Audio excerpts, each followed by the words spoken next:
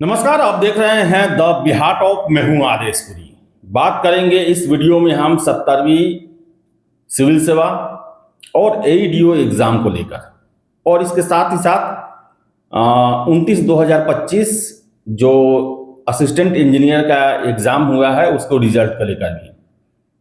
सबसे पहले हम बता दें कि एईडीओ का एग्जाम का डेट जो है वो 10 से 16 तय हो गया, और आयोग के द्वारा ये भी सूचना दे दी गई कि कब वो एडमिट कार्ड जारी करेंगे और कब परीक्षा केंद्र जो है वो आपको बताया जाएगा। सब कुछ जो है वो जारी कर दिया गया है, लेकिन बावजूद इसके अभी भी बहुत सारे ऐसे कैंडिडेट हैं जिनका सीधे यही कहना है कि भाई आयोग अपनी सुविधा क्यों देख रहा, थोड़ा हम लोग की भी सुविधा देख ले। अभी आप देखिए बिहार में शीतलहर का प्रकोप जारी है और अभी पाला गिरना, ठिठुरन ये आना भी बाकी है, और ऐसी परिस्थिति जो है वो जनरली 5 जनवरी के बाद बनती है बिहार में, और एग्जाम 10 से 16 जनवरी के बीच में रखा गया है। छात्रों का वही समस्या, वही मांग अभी तक है। छात्रों का कहना है कि आयोग सिर्फ अपने सुविधा के हिसाब से जो है वो इस एग्जाम को ले रहा, 11 लाख छात्रों की असुविधा को नहीं देख रहा, उनके स्वास्थ्य के बारे में नहीं सोच रहा, उनके आने जाने की समस्या को लेकर नहीं सोच रहा, उनके रहने के समस्या को लेकर नहीं सोच रहा। 3 दिन छात्रों को घर से बाहर बिताना पड़ेगा इस कड़ाके की ठंड में। वैसे शहर में जाना पड़ेगा, हो सकता है उनके पास रहने के लिए एक रूम न मिले, जैसे तैसे गुजारा करना पड़ेगा। लेकिन आयोग एकदम से कोई सुनवाई नहीं। 10 से 16 डेट दे दिया गया, छात्र समझे। एक जो मानवीय पहल आयोग के द्वारा 2022-23 में की गई थी उसे सीधे सिरे से दरकिनार कर दिया गया। तो आयोग को विचार जरूर करना चाहिए, क्योंकि ठंड का प्रकोप जो है शुरुआत हो चुका है, और ये कम से कम 15-16 जनवरी तक तो चलेगा ही चलेगा। सभी को पता है, ये कोई नई बात नहीं है।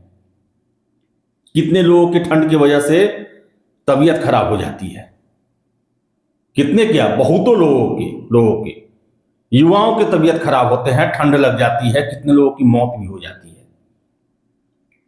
स्कूल बंद हो रहे हैं, टाइमिंग उसके बदले जा रहे हैं, लेकिन बीपीएससी 11 लाख के आसपास छात्रों को बिहार दर्शन कराएगा, एग्जाम का डेट नहीं टलेगा।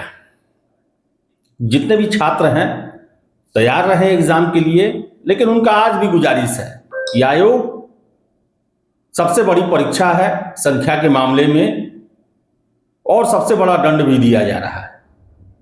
उनका गुजारिश है कि इस पर विचार अभी से भी किया जाए।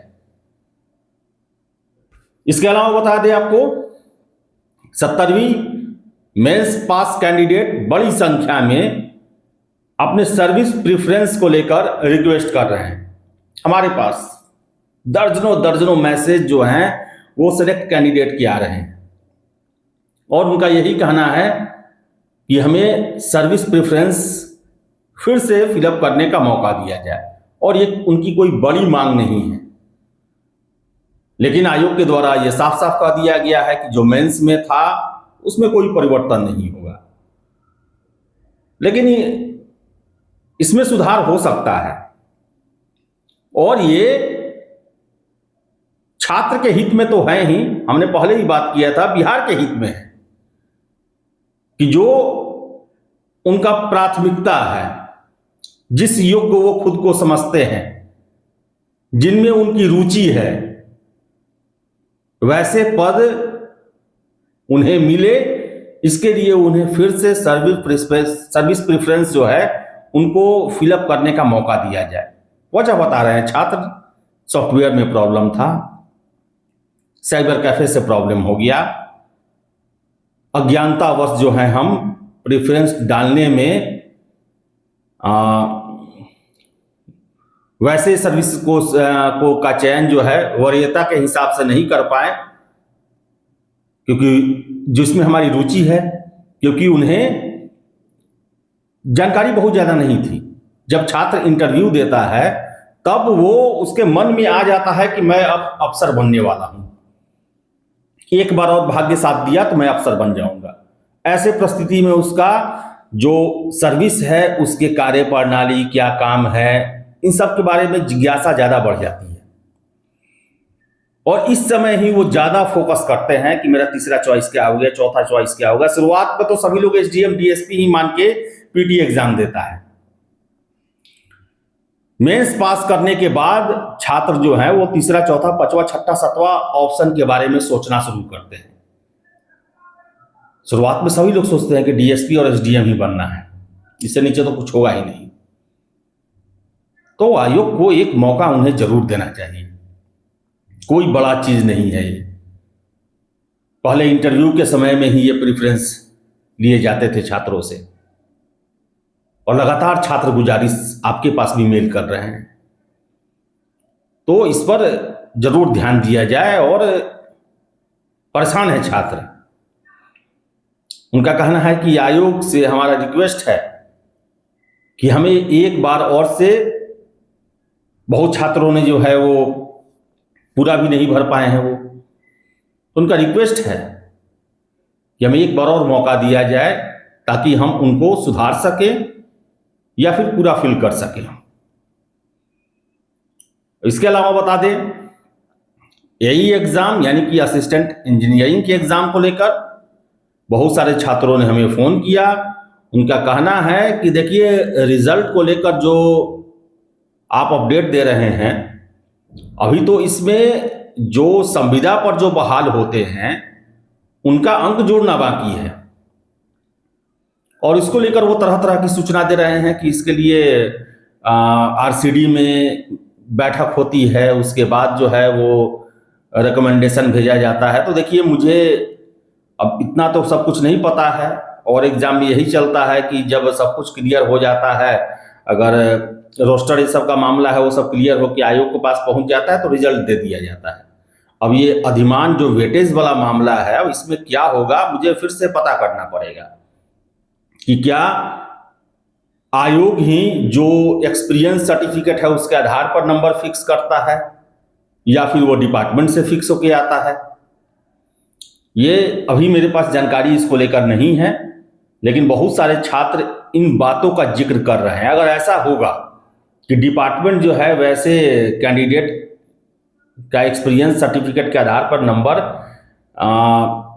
देगा, या जिसके लिए अगर डिपार्टमेंट से भी संबंधित भी कुछ प्रोसेस होता है, तब तो रिजल्ट में देर लगेगा। अगर आयोग करता है तब तो अगले सप्ताह आ जाएगा। वैसे हम इस पर अपडेट लेने की कोशिश करेंगे, लेकिन आज ही बहुत सारे छात्रों का मैसेज आया और उन्होंने ये कहा कि आपकी जानकारी अधूरी है, इसमें वेटेज वाला जो संविदा कर्मियों का मामला जो है वो डिपार्टमेंट तय करता है, उसके बाद जो है वो रिजल्ट आता है। तो देखिए, अब इसके बारे में पता करके बताना होगा। अगर ये सारे काम बीपीएससी करती है तो अगले सप्ताह आ जाएगा, अगर डिपार्टमेंट करता है तो फिर इसमें टाइम लगेगा। तो चलिए, एईडीओ को लेकर भी छात्रों की गुजारिश है कि आयोग फिर से एक बार एग्जाम डेट को लेकर विचार करे। 15-20 दिनों का भी रिलैक्सेशन हो सकता है तो छात्रों को दिया जाए, उनका गुजारिश है आयोग से।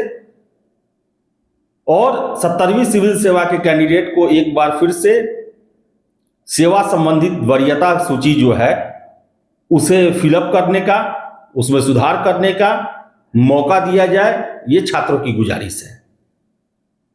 तो देखिए क्या होता है। फिलहाल इस वीडियो में इतना ही। वीडियो पसंद आए लाइक शेयर करें, हमारे चैनल द बिहार टॉप को सब्सक्राइब जरूर कर लें। धन्यवाद।